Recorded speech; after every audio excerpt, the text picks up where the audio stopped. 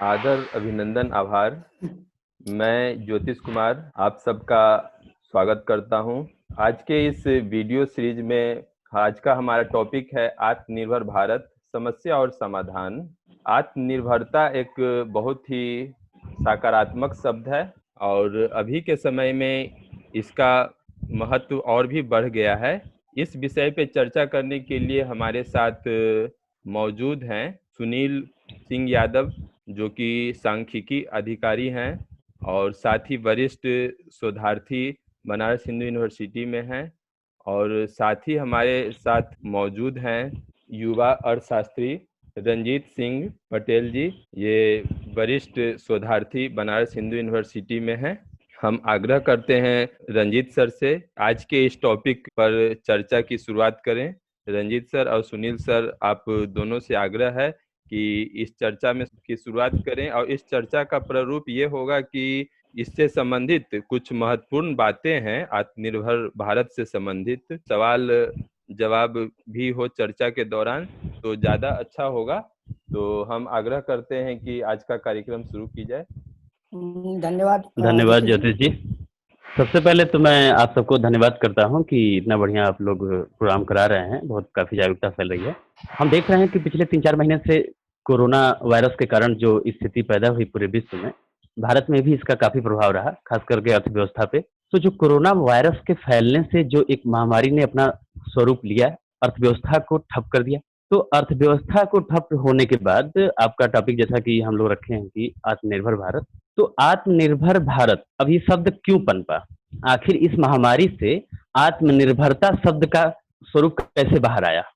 क्योंकि महामारी ने सारे आर्थिक क्रियाकलाप बंद कर दिए और जिसके तहत आयात और निर्यात भी पूर्णतः बंद हो गया। तो आयात निर्यात बंद होने से क्या हुआ कि जो हमारी निर्भरता और देशों पर है और देशों की निर्भरता हमारे ऊपर, इस पे काफी बड़ा प्रभाव पड़ा और यहीं से निकल के आता है कि हम क्यों ना आत्मनिर्भर हो अर्थव्यवस्था में। तो सबसे पहले मैं चाहूंगा कि सुनील सर इस पे एक ऐसा अपना कुछ बात बताएं कि एक आम व्यक्ति जो अर्थशास्त्र से दूर है, तो आप अर्थशास्त्री हैं तो आप उसे कुछ अपने शब्दों में बताएं कि वो भी समझ सके। हाँ सुनील सर। धन्यवाद। जैसा कि आपने बिल्कुल सही कहा कि आत्मनिर्भरता कैसे आया।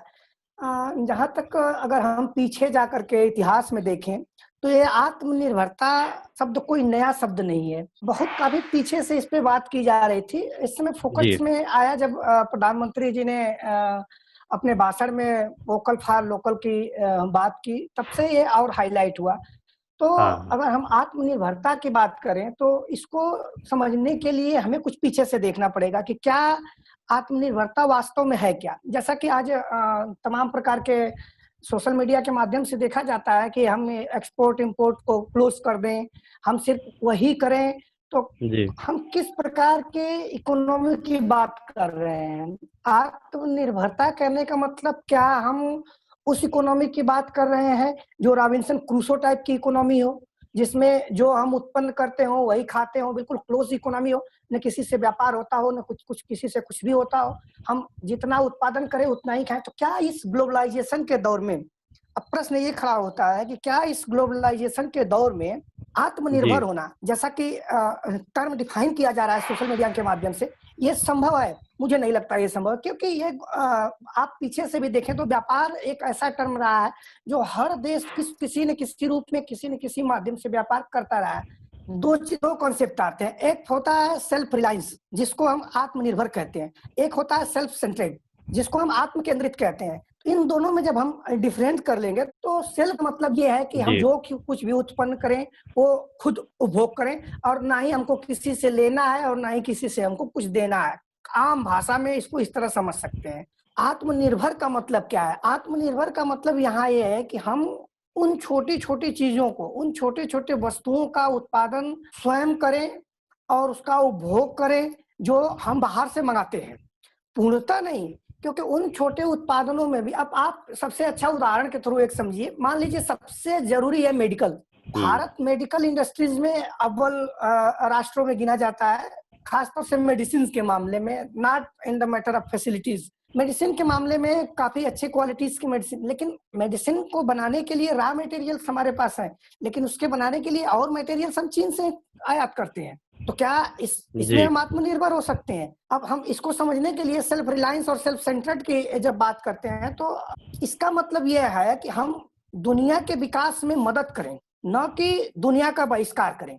जैसा आजकल एक कंसेप्ट आया है कि चाइना का बहिष्कार करो, इसका बहिष्कार करो। ठीक है, बहिष्कार एक लिमिट तक है, लेकिन इस आत्मनिर्भरता का मतलब ये नहीं है कि हम दुनिया के विकास में योगदान न दें। हम अपना विकास करें, साथ में दुनिया के विकास में योगदान दें। ये आत्मनिर्भरता शब्द हमारी वैचारिक परंपरा का हिस्सा है। हम इसको नया कोई शब्द नहीं है, ये हमारी वैचारिक परंपरा का हिस्सा है। जैसे अगर हम देखें तो गांधी के स्वराज की बात करते हैं, तो गांधी जब स्वराज की बात करते थे तो क्या करते थे? आत्मनिर्भरता की ही तो बात करते थे। कलाम जी के विजन को देखें, उन्होंने विजन 2020 में क्या किया? आत्मनिर्भरता की बात किया है। जी सुनील जी, मैं ये कहना चाहता हूँ कि मैं आपसे एक प्रश्न पूछना चाह रहा था कि आत्मनिर्भर का अगर हम केवल भारत के परिप्रेक्ष्य में समझना चाहें, एक अर्थशास्त्रीय दृष्टिकोण से, तो आप क्या उससे बोलना चाहेंगे? केवल भारत के परिप्रेक्ष्य में अगर हम दुनिया से अलग भारत को देखते हैं अपनी पहचान बनाने के लिए, तो आप भारत के संदर्भ में क्या बोलेंगे आत्मनिर्भरता? देखिए, इस ग्लोबलाइजेशन के दौर में आत्मनिर्भरता केवल भारत के संदर्भ में, मतलब आप सेल्फ सेंटर्ड की बात करने लगे। ये संभव नहीं है कि हम केवल भारत के संदर्भ में आत्मनिर्भरता देखें। आत्मनिर्भरता देखने का मतलब है जब तक आप एक्सपोर्ट ओरिएंटेड नहीं होंगे, आपके आत्मनिर्भरता का क्या मतलब है? कोई मतलब नहीं है। अगर हम सिर्फ भारत के संदर्भ में देख रहे हैं तो अभी लेबर लॉ रिफॉर्म हुआ, क्या मतलब है उस लेबर लॉ रिफॉर्म का? कोई मतलब नहीं है। अब जब भी हम आत्मनिर्भरता की बात करेंगे तो संपूर्ण ग्लोब को लेकर के बात करेंगे। इस ग्लोब में हम कहाँ इस्टेब्लिश्ड हो रहे हैं। बैलेंस ऑफ ट्रेड की बात जब करते हैं तो आत्मनिर्भरता का कंसेप्ट कहाँ से आया? अगर हमारा बैलेंस ऑफ ट्रेड पॉजिटिव रहता तो हम आत्मनिर्भरता की बात नहीं करते, क्योंकि हमको उससे बेनिफिट हो। अर्थात सुनील जी, आप ये कहना चाह रहे हैं कि जो सरकार ने आत्मनिर्भरता प्लान लाया है उसमें कहीं न कहीं आयात निर्यात चूक गया। आयात निर्यात चूकने की बात नहीं है। आप एक उदाहरण से और समझते हैं, चाइना का उदाहरण एक लेते हैं। आपके यहाँ दुर्गा की पूजा होती है, बहुत सारी मंदिरें, गणेश पूजा होती है और सारी पूजा होती है। तो चाइना ने एक बाजार को सर्च किया, उसने एक बाजार सर्च किया, उसके अपितु उसकी जरूरत नहीं है। There is no consumption of this types of मूर्तिज इन चाइना, लेकिन चाइना ने उनको बनाया और भारत को निर्यात किया। उसने एक बाजार किया। चाइना वहां आत्मनिर्भर है। आत्मनिर्भरता का मतलब ये नहीं कि हम सिर्फ और सिर्फ भारत की बात करें। आत्मनिर्भरता का मतलब ये है कि हम अपनी उन छोटी छोटी आवश्यकताओं को, जिसका उत्पादन हम स्वयं कर सकते हैं, अपने उत्पादन से उसका उपभोग करें। यानी आप ये कहना चाह रहे हैं कि जो उत्पादन हम कर रहे हैं वो खुद के लिए भी हो सकता है और दूसरे देशों के लिए भी हो सकता है। हाँ, चाहे सोशल सिनेरियो की बात करें, चाहे पॉलिटिकल सिनेरियो की बात। हेलो, हाँ जी, आवाज आ रही है। चाहे हम सोशल की बात करें, चाहे इकोनॉमिक की बात करें, चाहे कल्चरल, पॉलिटिकल, हर रूप से इस पैंडेमिक ने हमें प्रभावित किया है। और जो सबसे अधिक प्रभावित इसलिए हुआ है क्योंकि जो हमारा सप्लाई चेन सिस्टम था, इकोनॉमी में सप्लाई चेन सिस्टम जो था हमारा, वो क्या हो गया है कि वो खत्म हो गया है। डिफरेंस क्या है सेल्फ सेंटर्ड और सेल्फ रिलायंस में? जैसा कि सेल्फ रिलायंस का मतलब है कि हम उस आत्मनिर्भरता की बात करते हैं जो ग्लोबल रूप में हो। सेल्फ सेंटर्ड की बात करते हैं, हम सिर्फ उसकी बात करते हैं जो सिर्फ और सिर्फ जो है यहाँ की बात करता हो। दूसरी चीज पे हम देखते हैं रॉबिन्सन क्रूसो टाइप इकोनॉमी की बात हुई, क्लोज इकोनॉमी की बात हुई, जो भी हम कंज्यूम करते हैं उसकी बात हुई। तो इस समय भी देखें, महात्मा गांधी के व्यू की हमने बात किया। महात्मा गांधी जी का वो स्टेटमेंट है, the future of India lie in its village. आत्मनिर्भरता का मतलब है कि हम अर्थव्यवस्था के प्राथमिक, सेकेंडरी और तृतीयक तीनों सेक्टर के विकास के साथ साथ टेक्नोलॉजिकल, मैनेजमेंट एंड स्किल, ये जब तीनों चीज को हम ले करके चलेंगे तभी जा करके हम इसके जो मोटो है उसको प्राप्त कर सकते हैं। अदरवाइज हमें नहीं लगता है कि इतना आसान होगा इसको प्राप्त करना। तो मैं ये कहना चाह रहा था कि जो सरकार, आपसे एक प्रश्न था कि सरकार ने 5 पिलर, एक आत्मनिर्भर भारत में 5 पिलर की बात की है, तो 5 पिलर को आप आम आदमी के लिए किस तरह से डिफाइन कर पाएंगे, एक आम आदमी की भाषा में? हम 5 पिलर्स की बात करने से पहले थोड़ा सा वोकल फॉर लोकल की बात कर ले। क्या है, जी वोकल फॉर लोकल कंसेप्ट क्या है, क्योंकि इससे जी होकर के ही 5 पिलर की तरफ रास्ता जो जाता है। वर्तमान सरकार का जो मुख्य मोटो है, फार्मर या एग्रीकल्चर सेक्टर को इम्प्रूव कर, एग्रीकल्चर सेक्टर पे मुख्य फोकस है। चाहे उसकी योजना को देख लीजिए, चाहे बजट को देख लीजिए, चाहे जितनी भी योजनाएं होती है, मुख्य रूप से फोकस जो शुरुआत रहती है फार्मर सेक्टर पे होती है। तो प्रधानमंत्री जी ने कहा कि हमें लोकल वस्तुओं के लिए जाना चाहिए, लोकल वस्तुओं का हमें प्रचार करना चाहिए और लोकल वस्तुओं को हमको खरीदना चाहिए। फिर इसके बाद बात करते हैं आत्मनिर्भर के में 5 पिलर की। इकोनॉमी जो सबसे पहला पिलर की बात करते हैं, इकोनॉमी की, तो शुरू से ही पैंडेमिक से पहले की बात करें तो इकोनॉमी में जब बात करते थे, हमारी इकोनॉमी को 5 ट्रिलियन बनाने के लिए लक्ष्य रखा गया था हमारे प्रधानमंत्री द्वारा कि 2022 तक या 24 तक जो भी हो लक्ष्य को हम पूरा कर लेंगे। तो अब इतना जल्दी इसको पूरा नहीं कर सकते।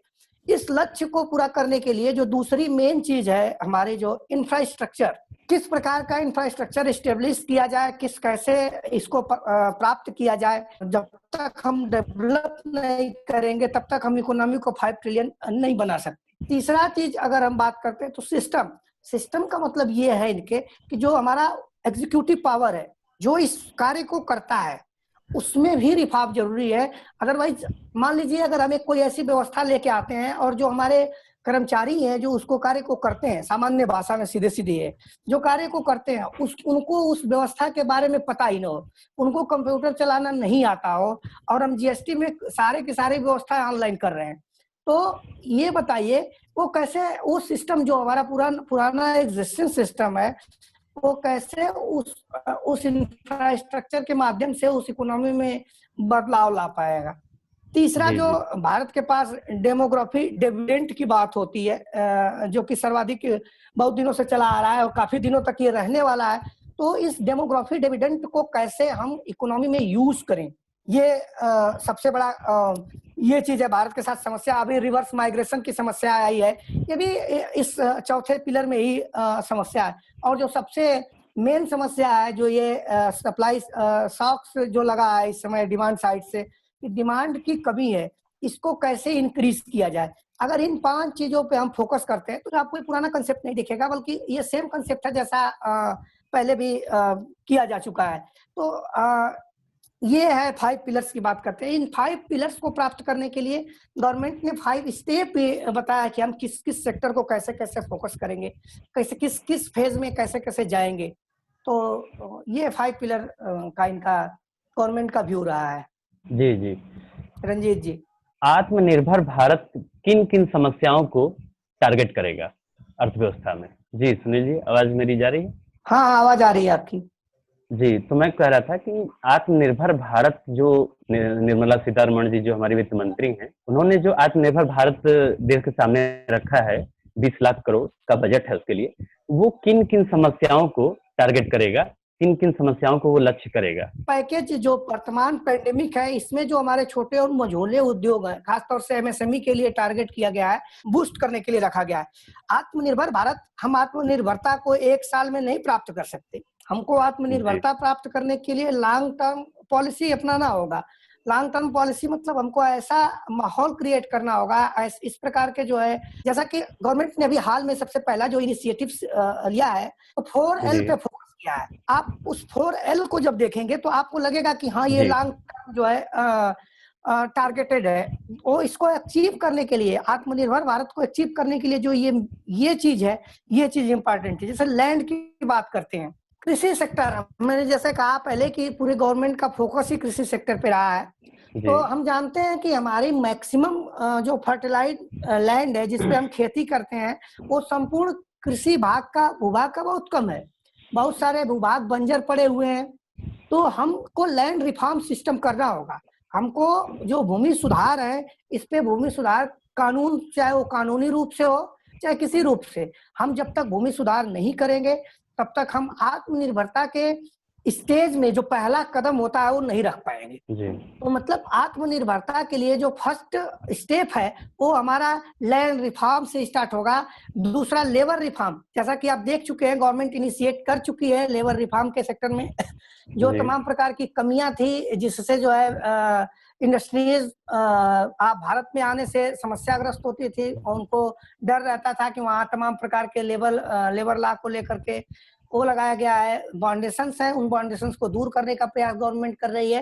और साथ में ये भी प्रयास किया जा रहा है कि किस प्रकार से लेबर्स के जो राइट्स हैं उनको सुरक्षित प्रोटेक्ट किया जा सके। हालांकि इसमें बहुत सारे लेबर्स के राइट्स जो है वो वायलेट होंगे, और जो भारत में किसी चीज को इस्टेब्लिश करने के लिए जो नियम कानून है, भारत में रहने के लिए जो कानून है, उन जो कंपनियां, जो ग्लोबल कंपनियां, ये सब क्यों हो रहा है? देखिए, हमने पहले भी कहा जो ये आप इससे क्लियर हो रहा है, यहाँ से बिल्कुल क्लियर होगा कि आत्मनिर्भरता का मतलब क्या है। अगर हमको सिर्फ भारत की बात करनी थी, सिर्फ भारत में आत्मनिर्भरता की बात करनी थी, तो हमें लेबर लॉ रिफॉर्म की क्या जरूरत थी? हम भारतीय लोग अपने गरीबों को, अपने जो लेबर संवर्ग है उसको क्या हम प्रोटेक्ट करके और इंडस्ट्रीज को नहीं चला सकते थे? ये किया जा रहा है उन ग्लोबल कंपनियों को लुभाने के लिए, जो ग्लोबल कंपनियां भारत में एफडीआई के थ्रू या अन्य माध्यम के थ्रू इन्वेस्ट करेगी। दूसरा, सबसे बड़ी जो समस्या होगी, लिक्विडिटी की समस्या होगी। कोई भी कार्य करने के लिए जो कैश चाहिए, इसकी समस्या होगी। तो ये लिक्विडिटी को, ये जो चौथा एल है, इसको पूरा करने के लिए ये तीनों रिफॉर्म होना ऊपर का जरूरी है। तभी हम फॉरेन जो लिक्विडिटी है उसको हम अपने तरफ अट्रैक्ट कर पाएंगे और लिक्विडिटी हम इकोनॉमी में बढ़ा पाएंगे, जिससे हम अपने छोटे छोटे इंडस्ट्रीज को बढ़ावा दे पाएंगे।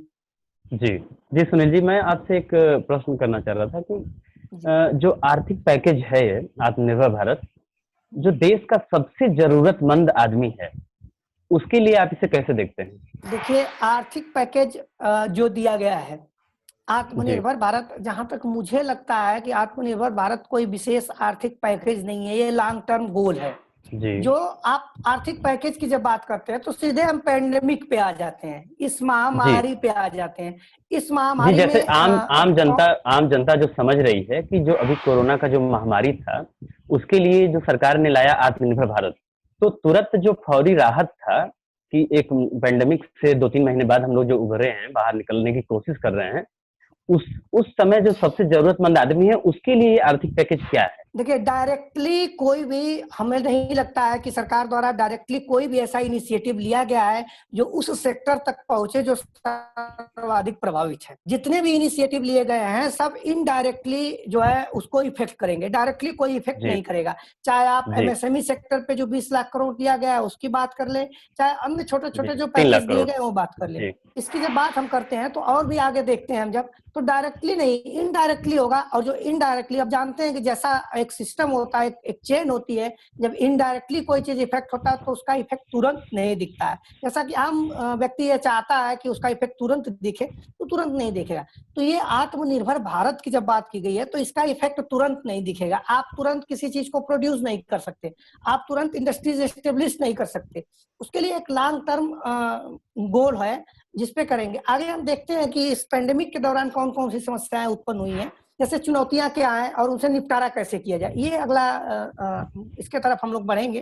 तो सुनील जी, आत्मनिर्भर भारत का जो ये अभी रहा है इनिशिएटिव सरकार का, उसके क्या चैलेंज आ सकते हैं भविष्य में और वर्तमान में? किस सेक्टर में कौन कौन से चैलेंजेज है? जो 5 फेज ऑफ आत्मनिर्भर भारत जो बात आती है, तो जो सबसे पहला फेज का है, जैसा कि आपने पैकेज की बात किया, तो जो पहले फेज पे ही फोकस है, इसमें सबसे सर्वाधिक प्रभावित होने वाला जो वर्ग था वो था हमारा एमएसएमई, जो लघु और स्मॉल इंडस्ट्रीज थे, ये थे। क्योंकि देखिए, सारा काम इनके द्वारा लेबर से ही होता है। एमएसएमई मैक्सिमम काम भी जो लोग करते हैं एमएसएमई में, तो सब लोग लेबर ओरिएंटेड, ये एमएसएमई सेक्टर जो है लेबर ओरिएंटेड है।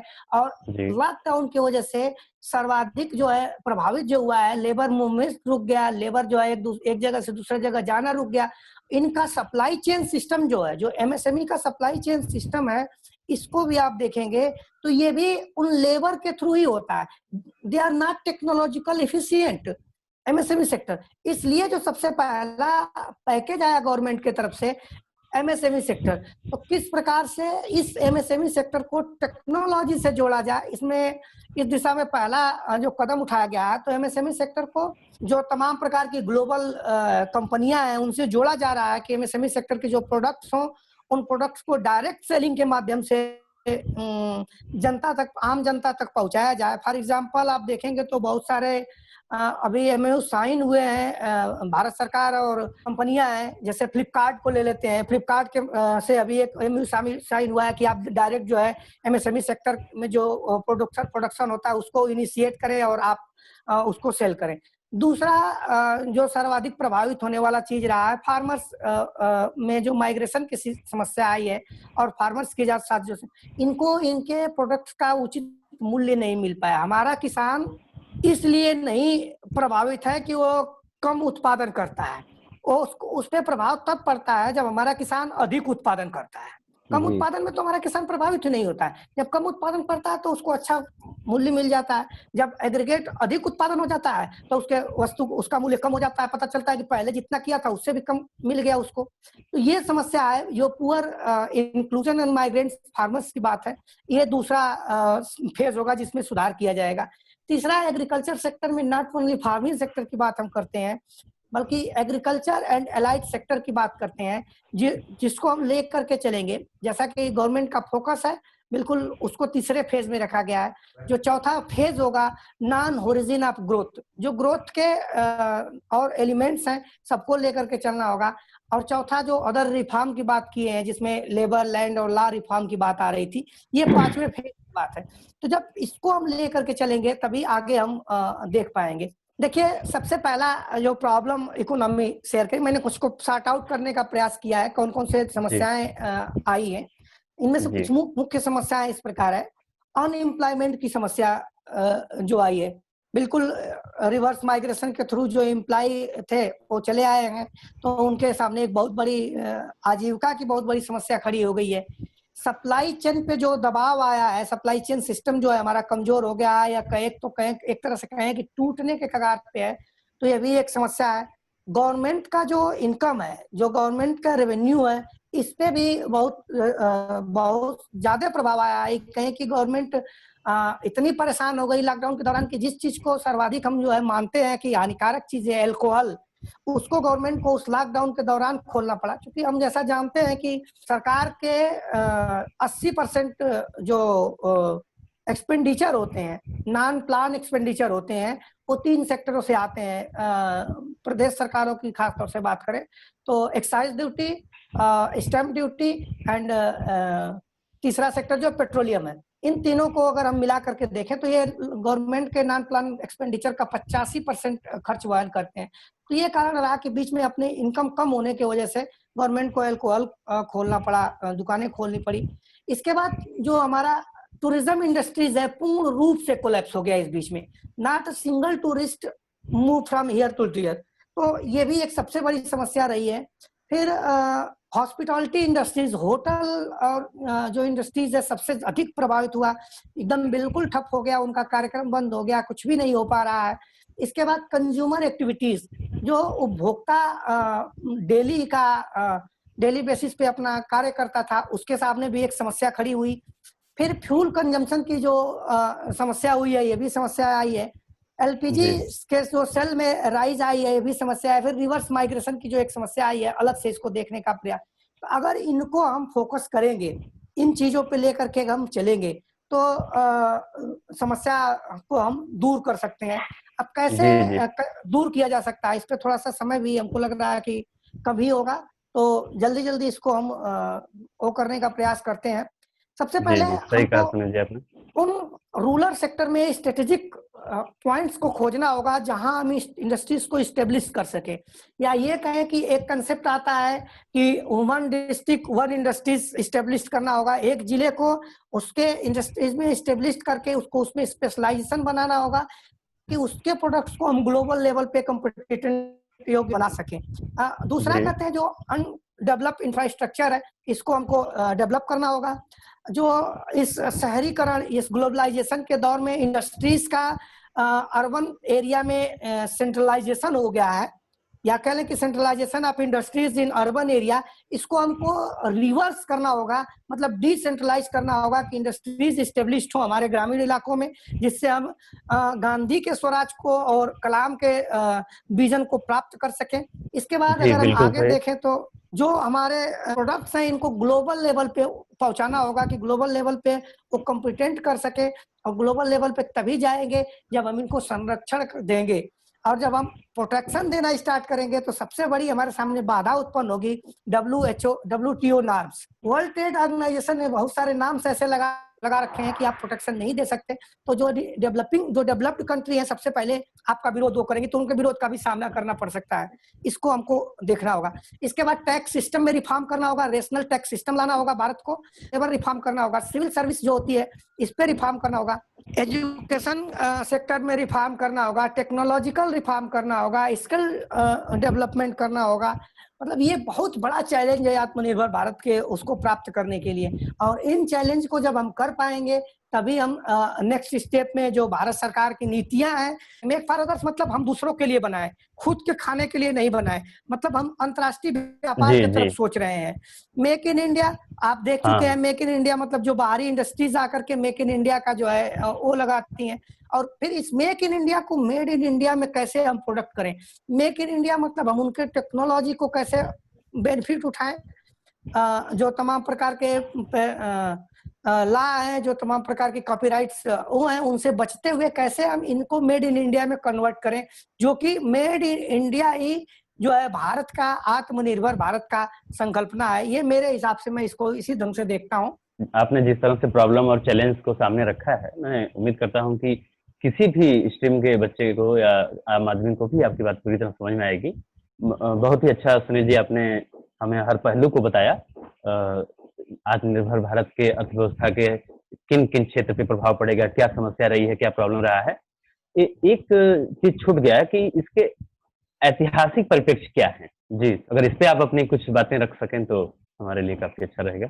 Historical view of self reliance की, या historical view of self dependent economy कह सकते हैं इसको, दूसरे के बारे का। सेल्फ डिपेंडेंट इकोनॉमी मतलब कैसे हम हमारा इतिहास क्या रहा है, क्या हम पास्ट में सेल्फ डिपेंडेंट इकोनॉमी रहे हैं, क्या हम सेल्फ रिलायंस रहे हैं। तो इसमें अगर हम देखें तो एंशिएंट एरा से अगर देखें तो एक हमारी एंशिएंट अर्थव्यवस्था ग्रामीण अर्थव्यवस्था थी, और हम अपनी प्रत्येक आवश्यकता का ग्रामीण अर्थव्यवस्था के द्वारा ही उसकी पूर्ति करते थे। जी जी। इस दौरान भी अगर हम देखें तो हम अपनी कुछ आवश्यकताओं के लिए बाहर जाते थे। कुछ आवश्यकताओं के लिए हमारा एक गांव दूसरे गांव पे डिपेंड रहता था। जैसे पानी की आवश्यकता होती थी तो सबसे नदियों के द्वारा ही हम नदियों का जल ही या कुओं का जल ही प्रयोग करते थे, तालाबों का जल प्रयोग करते थे उस एंशिएंट एरा में। क्योंकि उस समय का रहन सहन जो जीवन स्तर था, आज के मॉडर्न या फिजिकल जो लाइफ हम जी रहे हैं, मेडिकल कंसर्न से लाइफ जो जी रहे हैं, इस जीवन से अलग टाइप का जीवन था, तो हम उसमें उस टाइप से जी रहे थे। हालांकि कहा जाता है कि भारत सोने की चिड़िया थी, बहुत सारा धन था भारत के पास, इसका दोहन हुआ और उसका दोहन करने के बाद विदेशी आए और यहाँ से धन लूट ले गए। बिल्कुल सही है कि हमारे पास बहुत सारा धन था। एक इटालियन लेखक ने लिखा था कि हमें चिंता इस बात की है कि यहाँ से सारा धन ग्रीस से जो है सब कुछ भारत के तरफ जा रहा है, मतलब सारा गोल्ड ग्रीस से भारत के तरफ आ रहा है। तो इस प्रकार देख सकते हैं कि हम एक सेल्फ रिलायंस के तरफ मूव किए थे, और हमारा सेल्फ काफी हद तक हम आपस में जो है एक दूसरे से बंधे हुए थे और हम अपनी आवश्यकताओं की पूर्ति करे थे। हम बात करते हैं मगध कालीन की, तो जानते हैं कि सिल्वर के सिक्के चलाए गए थे। तो सिल्वर के जब सिक्के चलाए गए थे तो निश्चित रूप से हमारा जो इकोनॉमी थी वो बहुत ही बड़ी इकोनॉमी थी। हम उस दौरान भी व्यापार करते थे, हम उसका व्यापार करते थे जो हमारे यहाँ आवश्यकता से अधिक हो जाता था। तो उस दौरान का जो कॉम्पिटेंट मॉडल था वो मॉडल अलग टाइप का मॉडल था, और उसको हमको देखना पड़ेगा।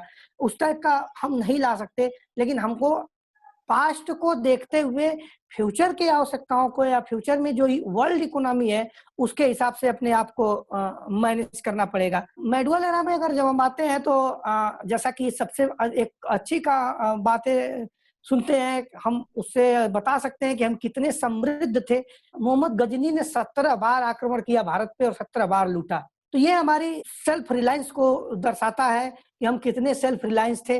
तमाम खाने के लिए जहाँ उनको अपने आजीविका के लिए समस्या थी मध्य एशिया के देशों को, तो वो भारत की तरफ धीरे धीरे मूव किए, और मूव करने का सिर्फ और सिर्फ एक कारण था, भारत का सेल्फ रिलायंस होना। तो उस टाइप का सेल्फ रिलायंस हमारा भारत था। मॉडर्न में बात करते हैं, ड्यूरिंग ब्रिटिश कोलोनिज्म की बात करते हैं, तो बहुत सारी आप वो सुने होंगे जहाजों में यहाँ से सोने और चांदी विदेशों ब्रिटेन को गए, और इवन वहां के पार्लियामेंट में, संसद में ये बातें खुद जहाज में भर कर ले जाने वालों ने एक्सेप्ट किया कि हाँ यहाँ से मैंने ये चीजें हम लाए हैं। तो इस उन्हीं चीजों को देखते हुए गांधी चाहते थे कि स्वराज इस्टेब्लिश हो, उनका ग्राम स्वराज इस्टेब्लिश हो, मतलब जो कुछ भी हो हम डिसेंट्रलाइज वे से करें, ताकि भविष्य में अगर किसी प्रकार की समस्या उत्पन्न हो, किसी प्रकार का इकोनॉमिक शॉक उत्पन्न हो, तो उससे हम बच सके। इसका सबसे अच्छा उदाहरण था कि आप देखेंगे कि 2008 में जो वर्ल्ड लेवल पे एक मंदी आई थी, उसका इम्पैक्ट भारत पे बहुत ही नाम मात्र का पड़ा था। तो ये हमारी इकोनॉमी काफी पहले से जो ग्रामीण अर्थव्यवस्था थी, ग्रामीण लेवल पे हम एक दूसरे का अस्तित्व था, उसके कारण ही जो है ये पड़ा है। जी सुनील जी, आप सोशल इकोनॉमिक और कल्चरल पहलू पे आपने कुछ थोड़ी बातें रखी थी, अगर उसे आप थोड़े विस्तार से समझा सकें। सोशल की बात अगर हम करते हैं, हमने एंशिएंट से और यहाँ तक की बात की, हमने कहा कि भारत का सामाजिक व्यवस्था किस ढंग का था, हम इसकी बात करते थे। तो हम सामाजिक व्यवस्था को देखते हैं, इसका सबसे अच्छा उदाहरण जो ऑथेंटिक उदाहरण मिलता है हमको, मौर्यकालीन से स्टार्ट करते हैं, जो कि काफी ऑथेंटिकेशन भी कहा जाता है। और मौर्यकाल के समय से जब बात हम करते हैं तो किस प्रकार की व्यवस्था थी, हम चाणक्य के अर्थशास्त्र से उसको काफी हद तक समझने का प्रयास करते हैं।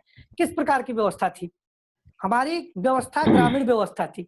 हमें एक ग्रामीण व्यवस्था को दूसरे ग्रामीण व्यवस्था से लिंक किया गया था, और वो अस्तित्व जो था उससे हम आजीविका का संचालन अपने कर रहे थे। कल्चरल रूप से चाहे सोशल रूप से हम एक थे। हम सोशल एस्पेक्ट की जब बात करते हैं तो हमारी ग्रामीण अर्थव्यवस्था ऐसी थी, हम उत्पादन गांव में करते थे। हमें खेत में हल चलाने के लिए जरूरत होती थी, तो एक व्यक्ति के पास एक बैल होता था, दूसरे व्यक्ति के पास दूसरा बैल होता था, और दोनों को कंबाइन करके हम खेत को प्लॉइंग करते थे, उसको जोतने का काम करते थे।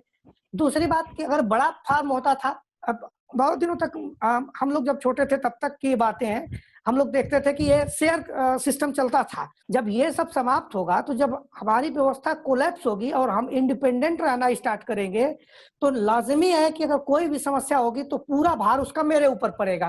तो एक चीज और है कि हमारे प्रधानमंत्री अपने भाषण में उन्होंने एक शब्द यूज किया था, लोकल फिर वोकल।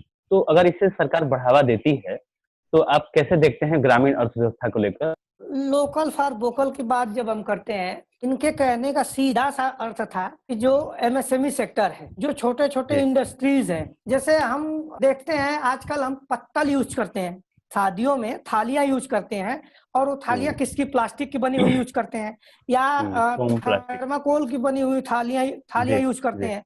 पहले अगर हम देखें, हम ही लोग के समय में, अभी कुछ दिन पहले देखें, जब हम लोग थोड़ा सा 4-5 साल पीछे जाएं, तो मैक्सिमम जगहों पे जो है पत्ते से बनी हुई, प्लास के पत्ते से बनी हुई या अन्य पत्तों से बनी हुई, जो ग्रामीण लेवल पे जो छोटे लोग थे, या जो ग्रामीण लेवल पे जो उस सेक्टर में लगे हुए लोग थे, उनके इंडस्ट्रीज को हम यूज करते थे। ग्लास के जगह पे हम पुरवा यूज करते थे, इसको मिट्टी का बना हुआ था। तो ये लोकल फॉर वोकल कहने का मतलब ये है कि अगर जिस चीज से हमको इधर फायदे दिख रहे हैं, हम क्यों गए उधर, शिफ्ट क्यों हुए उधर? हमको लगता था कि नहीं, ये बहुत चीज अच्छी चीज है, ये बहुत साफ सुथरी चीजें हैं, लेकिन नहीं, हमको चीज एडवर्टाइज किया गया, उन चीजों का एडवर्टाइज किया गया। इस जो चीज पहले से हम यूज कर रहे थे उनको डिमोरलाइज करके या उनको नीचा दिखाया गया, ताकि हम उस पर शिफ्ट हों। कौन काम किया इसको काम कराने के पीछे हाथ किसका रहा? इंडस्ट्रीज का रहा। इंडस्ट्रियलिस्ट जो बड़े बड़े थे, अपने आप को स्टेब्लिश करना था, उनको प्रोडक्ट्स बेचना था, आपके प्रोडक्ट्स को दिखाएंगे नीचा। अगर हम बात करते हैं लोकल की, तो उस लोकल की बात हो रही है कि वो लोकल हमारे लिए लॉन्ग टर्म में बेनिफिशियल था। उस लोकल से ना ही हमको किसी प्रकार की समस्या होती थी, ना ही किसी प्रकार की बीमारी होती थी। हम बिल्कुल जी ऑर्गेनिक वे में जीते थे। इसी से देख सकते हैं उस समय के लोगों की लाइफ एक्सपेक्टेंसी कितनी होती थी। 2-2 साल, 1.5 साल लोग जीते थे। 110 साल लोग जीते थे। क्यों जीते थे? क्योंकि वो बिल्कुल नेचुरल वे से जीते थे। उनके में आर्टिफिशियलिटी नहीं थी। तो उस लोकल फॉर वोकल की बात किया गया है और कहा गया है कि जो चीज डिमोरलाइज किया गया, आपकी व्यवस्था को जो हटाया गया, उस व्यवस्था को आप फिर से प्रचारित कीजिए कि नहीं, हमारी व्यवस्था इस व्यवस्था से अच्छी थी, हम उस व्यवस्था में लौटना चाहते हैं। लौटने का मतलब ये नहीं कि हम फिर उसी प्रकार की व्यवस्था में जाएंगे। हम उसी प्रकार से ऑर्गेनिक वे में बढ़ेंगे। हम अपने लोकल वस्तुओं का यूज करेंगे। हम खेतों में जो है रासायनिक खादों का प्रयोग नहीं करेंगे। लोकल चीज मतलब क्या? गोबर के खाद का प्रयोग करेंगे। पेड़ पौधों की जो पत्तियां हैं उनको सड़ाएंगे, उनका प्रयोग करेंगे। ये लोकल फॉर वोकल कहने का मतलब है प्रधानमंत्री जी के। ये नहीं कि हम लोकल इंडस्ट्रीज स्टेब्लिश करिए और वो भी प्लास्टिक की थैली बना रही है, हम उसको खरीदेंगे। नहीं, जी उनका कहने का मतलब था कि जो छोटे छोटे लोग हैं ये इंडस्ट्रीज में है। अब मान लीजिए एक इंडस्ट्रीज स्टेब्लिश, आप एमएसएमई में कोई इंडस्ट्रीज उठा लीजिए, तो निश्चित रूप से रॉ मटेरियल्स जो है विदेशों से मंगाते हैं, अपने लोकल मटेरियल्स को नहीं यूज करते हैं। क्यों? तो उनके कहने का मतलब है कि जो हमारा लोकल मटेरियल्स है, जो विदेशी हमारे यहाँ से रॉ मटेरियल ले जा करके और वहां से बने हुए माल भारत में फिर बेचते हैं, उन रॉ जी मटेरियल्स का हम उपयोग भारत में करें और भारत में ही करके भारत में ही उसको खरीदें और भारत में ही बनाएं और लोगों को प्रमोट करें कि इसको लोग यूज करें।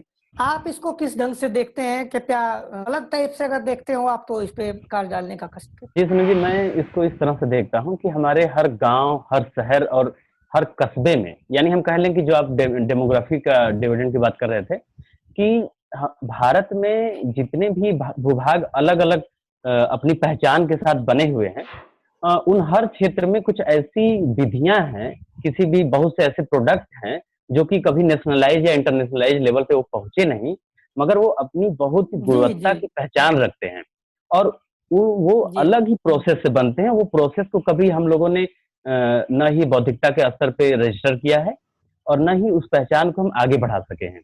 तो उनको भी अर्थव्यवस्था में हम आगे बढ़ाने का काम कर सकते हैं और आपके सामने ला सकते हैं, जो जी कि जी बहुत ही अच्छा उसी इनकम को लिए जनरेट वन करेगा। वन जी, वन जी, डिस्ट्रिक्ट वन प्रोडक्ट या वन डिस्ट्रिक्ट टू प्रोडक्ट्स या वन तहसील जी, one one block one products करके कुछ स्कीम लानी होगी गवर्नमेंट को कि उस जी, सेक्टर में जी, जी। होने वाली एक हाँ, इंडस्ट्रीज को आपने स्टेब्लिश किया जा सके। जी, आपने चैलेंजेस में ये बात बताई थी और काफ़ी काफ़ी गहनता और बहुत ही उत्कृष्ट विचार आपने हर पहलू पे रखा, चाहे वो भारतीय अर्थव्यवस्था हो या आत्मनिर्भर भारत हो। तो मैं अब ज्योतिष जी को कहूँगा कि इस कार्यक्रम को समाप्त करने ज्योतिष की तरफ ले। ज्योतिष जी भी कुछ अगर इनपुट इसमें इनको भी लगता हो कि कुछ पहलू छूटा हो, जी। जिसमें आत्मनिर्भर भारत बनने में इस पहलू को भी लेके चलना चाहिए था गवर्नमेंट को, या गवर्नमेंट ने, या हम लोग के डिस्कशन से अछूता रह गया हो, तो कृपया आप भी प्रकाश डालने का कष्ट करें। बहुत बहुत धन्यवाद सुनील जी और रंजीत जी, आपको भी बहुत बहुत धन्यवाद। आप लोगों ने इतना थैंक यू। बेहतरीन चर्चा किया, इतने अच्छे तरीके से आपने कई सारे विषय पे प्रकाश डाला और सुनील सर के अच्छे विचारों से। हाँ कि अब इसमें कुछ रह नहीं गया है कि और कुछ जोड़ा जा सके। जैसा कि आपने बताया आत्मनिर्भरता क्या है, इसके कई सारे पहलुओं पर प्रकाश डाला और सेंटर आत्म केंद्रित और आत्मनिर्भरता में क्या अंतर है, इसके कितने सारे फेजेज हैं और सर इसके ऐतिहासिक परिप्रेक्ष्य पर भी आपने प्रकाश डाला। समस्याओं के साथ साथ आपने समाधान पे भी प्रकाश डाला। तो ये अवश्य ही आज का ये सत्र बहुत ही लाभप्रद रहा। तो मैं इसके लिए आपको बहुत बहुत धन्यवाद कहूँगा। इसके बहुत बहुत धन्यवाद सुनील जी और धन्यवाद रंजीत सर। तो हमें लगता है आज का सत्र धन्यवाद। यहाँ पे समाप्त करनी चाहिए और मैं धन्यवाद धन्यवाद ज्योतिष जी, और वेलफेयर धन्यवाद। एकेडमी को भी धन्यवाद, जिसने इतना अच्छा प्लेटफॉर्म जो है जी, जी। प्रोवाइड कराया, जिससे हम लोगों को ये बता सके कि आत्मनिर्भर करने का मतलब ये नहीं है कि आप जो चीजें खरीद लिए हैं उसको फेंक दीजिए। आप उसको यूज कीजिए, उसका भरपूर उपयोग कीजिए। अब जो चीजें नहीं ले रहे हैं उसके बारे में सोचिए। पुरानी चीजों को आप जो ले लिए हैं अपना नुकसान न करें।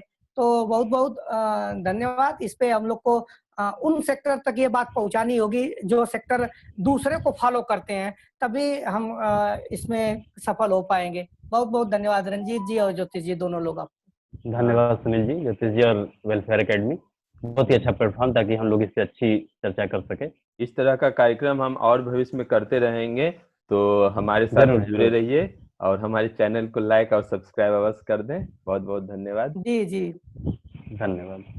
धन्यवाद।